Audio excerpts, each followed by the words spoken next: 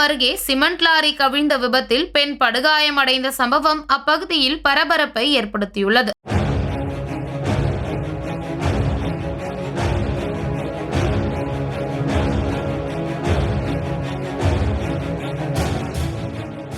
திருப்பூர் மாவட்டம் தாராபுரத்தில் 10க்கும் மேற்பட்ட சிமெண்ட் குழாய் தயாரிக்கும் தனியார் நிறுவனங்கள் செயல்பட்டு வருகின்றன.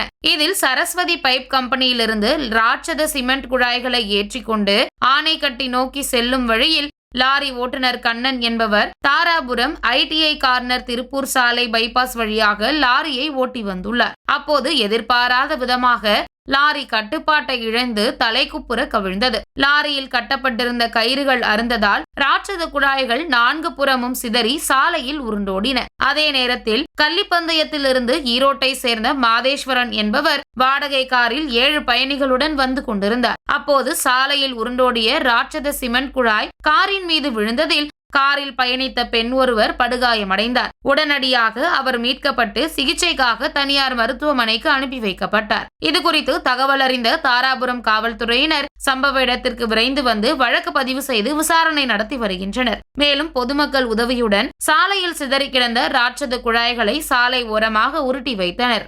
இந்த விபத்து தொடர்பாக ராட்சத குழாய்கள் கம்பி மூலம் கட்டப்பட்டிருந்ததா அல்லது கயிறுகளால் கட்டப்பட்டிருந்ததா மற்றும் எடையை தாங்கும் அளவுக்கு பொருத்தமான கயிறுகள் பயன்படுத்தப்பட்டனவா என்ற கோணத்தில் காவல்துறையினர் தீவிர விசாரணை மேற்கொண்டு வருகின்றனர். இதனால் அப்பகுதியில் சிறிது நேரம் பரபரப்பு ஏற்பட்டது.